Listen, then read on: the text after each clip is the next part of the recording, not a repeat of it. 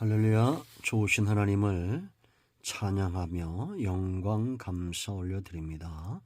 여러분 모두를 예수님의 이름으로 축복합니다. 하나님의 은혜가 강물처럼 흐르는 은혜로운 거룩한 주일입니다.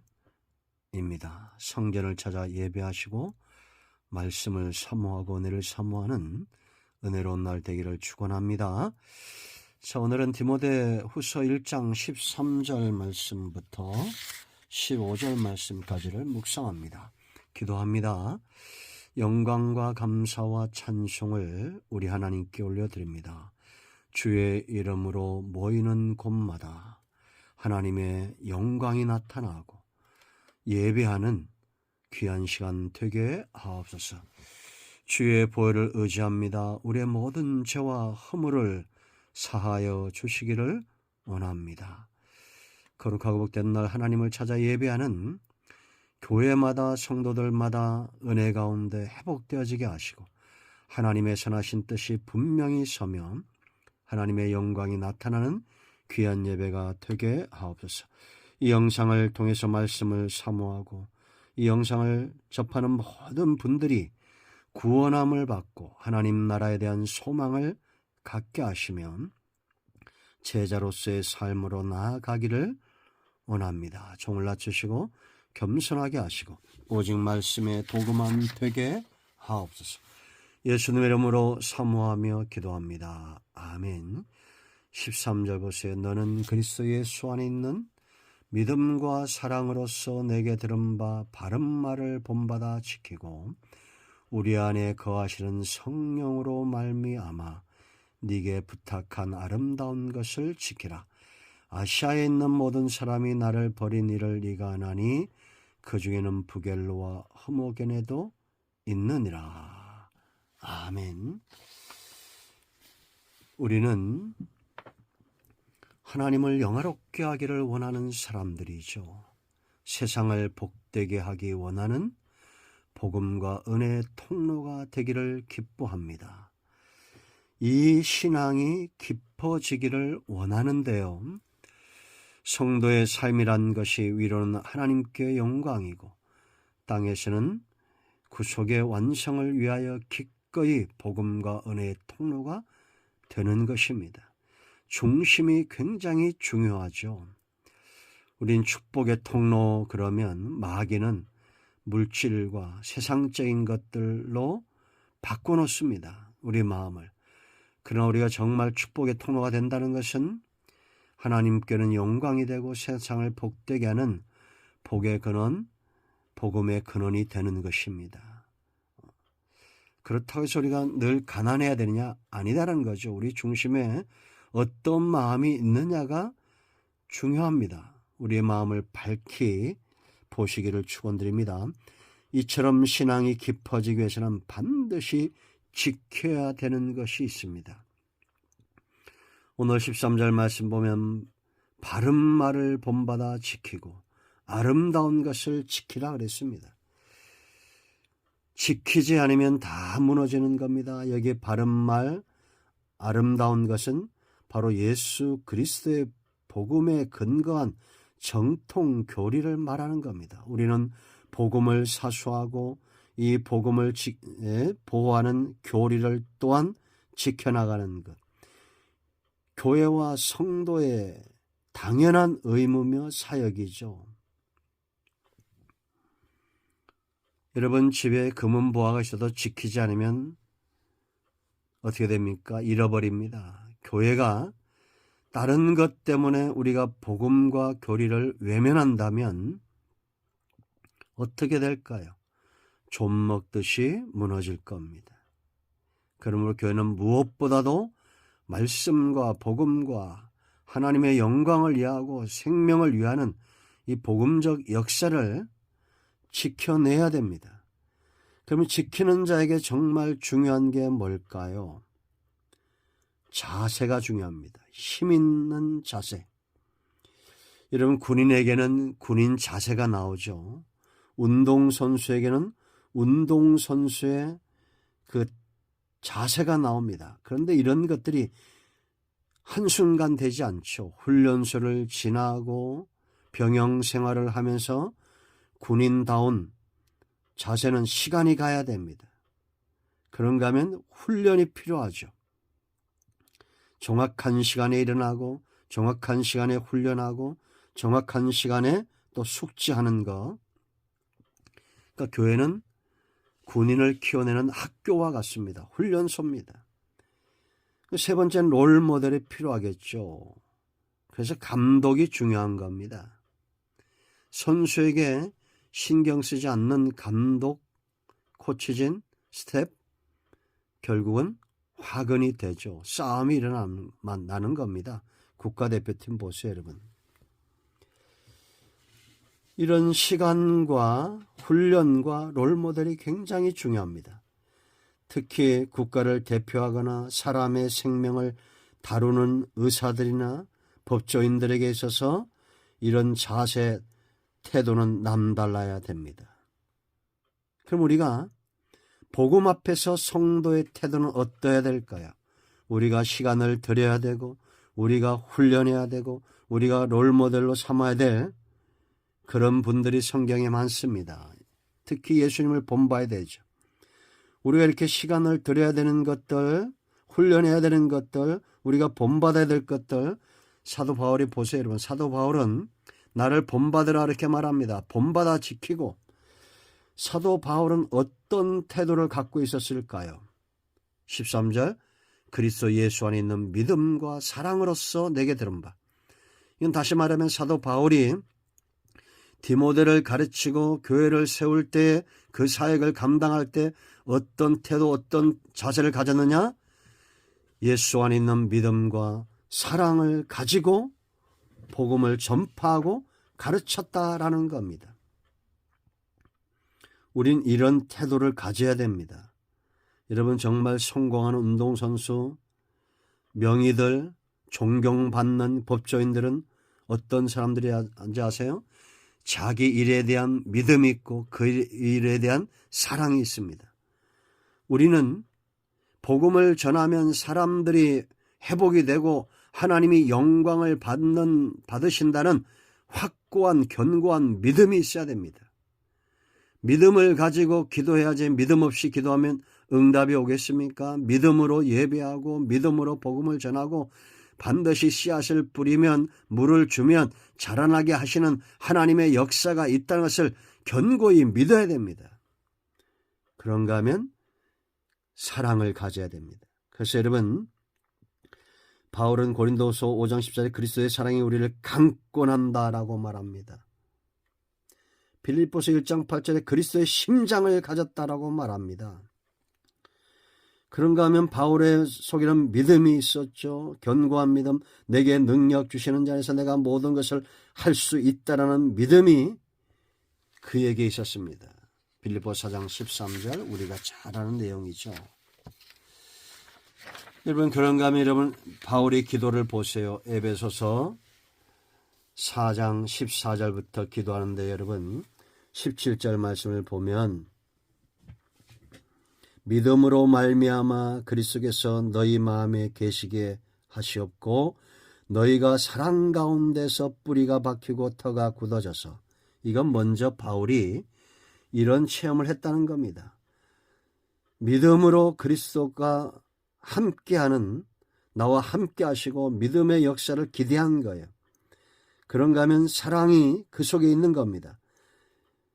사랑 가운데서 뿌리가 박히고 터가 굳어져서 능히 모든 성도와 함께 지식에 넘치는 그리스도의 사랑을 알고 그 너비와 길이와 높이와 깊이가 어떠함을 깨달아 하나님의 모든 충만하신 것으로 너희에게 충만하게 하시기를 구하노라. 아멘. 저와 여러분 안에 믿음이 충만하고 사랑이 충만하고 하나님 안에 있는 모든 것들이 충만하기를 축원드립니다. 교관의 자세는 훈련소 교관의 자세는 훈련병과 다릅니다. 손흥민 보세요. 축구 선수의 자세가 나옵니까 안 나옵니까? 나오죠. 축구 선수가 몸을 보면 저 사람이 운동을 잘하게 생겼는지 안 생겼는지 딱 나오게 되어 있어요. 그거는 시간입니다. 그거는 훈련입니다. 누군가를 본받은 겁니다. 손흥민은 호날두를 본받아 그렇게 열심히 한다고 그러죠. 여러분, 우리의 롤모델은 누굽니까? 디모데에게는 바울이 있었습니다. 또한 우리에게도 이 바울뿐만 아니라 성경의 믿음의 길을 걸었던 사랑과 믿음의 사도들이 우리의 롤모델이 되고, 특히나 예수 그리스도를 바라보십시오. 그리고 훈련하십시오. 시간을 보내십시오. 누가 봐도 저 사람은 정말 성도다워 그리스도인이야, 복음 전파자야, 이런 소리를 들어야 됩니다. 두 번째 중요한 것은 힘입니다. 힘. 지키는 자에게 힘이 없다고 생각해 보세요. 빼앗기게 되어 있습니다. 그렇지 않습니까? 여러분, 동물의 왕국을 보면 정말 빠른 짐승이 있습니다. 제일 빨라요. 그게 누굽니까? 치타입니다. 얼마나 빠른지. 사슴을 잡거나 누구를 잡거나 하면 그걸 급하게 먹으면서도 제대로 먹지를 못합니다. 왜냐? 하이에나나 사자가 있기 때문에. 이들은 빠르지 않습니다. 엉금엉금 와서 그 치타가 잡아놓은 짐승을 빼앗아 갑니다. 나쁜 놈이죠, 어떻게 보면. 힘이 있어야 지키는 겁니다. 그럼 우리의 힘은 뭘까요? 아군이 필요합니다. 운동, 경기나 전쟁에서 승리하는 애들에게 정말 중요한 것은 뭐냐? 아군입니다. 아무리 무기를 많이 가지고 있어도 혼자 싸우면 못 이겨요. 축구 경기는 11명이 똘똘 뭉쳐야 되고, 전쟁에서는 팀이 중요합니다. 성도에게서는 절대적인 아군이 있어요. 항상 내 편, 복음을 완수할 목적으로 성도들 속에 거하시는 성령입니다. 오늘 14절 말씀 보세요. 우리 안에 거하시는 기독교의 신비라고 그랬죠. 성령으로 말미암아 네게 부탁한 아름다운 것을 지키라. 성령 없이 독단으로 행하는 사람이 있습니다. 우리가 지금 이제 다음 주면은 잠언 9장을 강의하는데요. 천국 잔치에 참여하는 사람들 가운데 어리석은 자는 있지만 거만하고 교만하고 악인들은 이 잔치에 참여를 못합니다. 그들은 하나님 위에 군림하는 자예요. 말을 해도 듣지 않습니다. 그러므로 징계하거나 교훈하지 말라라고 말합니다. 오히려 능욕을 당한다는 겁니다. 우리가 신앙생활 하다 보면 이런 분들이 있습니다. 권면하고 가르치면 오히려 능욕을 합니다. 잘못된 거죠. 여러분, 우리는 철저하게 하나님과 한편이 돼야 됩니다. 성령께서 역사하실 때 순종할 줄 알아야 돼요. 성령은 성도들 안에 거하십니다. 거만하거나 교만하게 만들겠어요? 아닙니다. 성령의 역사는 평안에 매는 줄로 하나 되게 하시는 역사입니다. 사도행전 1장 8절 말씀 알죠? 우리가 증인된 사명 감당하려면 성령을 받아야 됩니다. 고린도서 3장 10절 우리가 성령의 전이다라고 말합니다. 로마서 8장 1절과 2절 죄와 사망의 법에서 해방시키는 것은 예수 그리스도 안에 있는 생명의 성령의 법이다라고 말합니다. 그런가 하면 에베소 6장 17절 성령의 검 곧 하나님의 말씀을 가지라. 왜 말씀이 검이 되느냐? 성령이 말씀을 전할 때 함께 하시기 때문이에요. 그러므로 여러분, 복음을 전하고자 하는 자들마다 성령의 도우심을 힘입어야 됩니다. 내 독단으로 나가면 안 되는 거예요. 이 성령의 역사가 얼마나 절실한지, 성령의 도우심이 없이는 복음 전파는 불가능하다는 것을 오순절 성령 강림 사건 이후에 제자들의 모습에서 그대로 드러납니다. 성령이 임하기 전에 그들은 증인된 사명 감당할 수 없었습니다. 두려움에 떨며 피해 있었어요. 예수 그리스도의 복음도 그들의 신앙도 지킬 힘이 없었다라는 겁니다. 그런데 성령이 임하고 어떻게 됩니까? 베드로의 설교를 보세요. 여러분, 담대하게 누구든지 주의 이름을 부르는 자에게 구원이 임한다고 담대하게 선포하고 회개를 선포하고 성령 받을 것을 선포하고 그들의 죄를 지적합니다. 너희가 예수를 십자가에 못 박았다고 당당하게 말합니다. 그럴 때 회개하고 돌아오는 역사가 있습니다. 여러분, 성령 충만함이 왜 중요합니까? 힘입니다. 힘이 있어야 됩니다. 그런데 이 힘은 죄가 들어오면 약해지게 되어 있어요. 구원받은 이후에도 성령의 임재를 경험한 성도들이라 하여도 여전히 연약하여 죄 가운데 넘어집니다. 그러므로 끊임없이 성령의 충만함을 간구하고 인도를 구하고 성령 안에서 기도하여 세임을 얻어야 됩니다. 그러므로 여러분, 기도할 때 성령이 임하면 힘이 생겨요. 여러분, 새벽 기도해 보세요. 그날 하루 종일 힘이 생깁니다. 이 사람 새벽 기도 제대로 한 사람입니다. 그런데 마지못해서 우리가 기도한다고 생각해 보세요. 월요일, 화요일, 수요일, 금요일 지나면서 이제는 점점 더 피곤해집니다. 그러나 우리가 기도할수록 더 세임을 얻고 성령의 인도하심과 그 능력 가운데 붙들림 받아요. 능히 이 사명을 감당해야 됩니다. 여러분, 입장받고 하나님 편에서 생각해 보세요. 하나님은 저와 여러분을 통해서 복음을 전하시기 원하겠습니까? 안 원하시겠습니까? 원하시죠?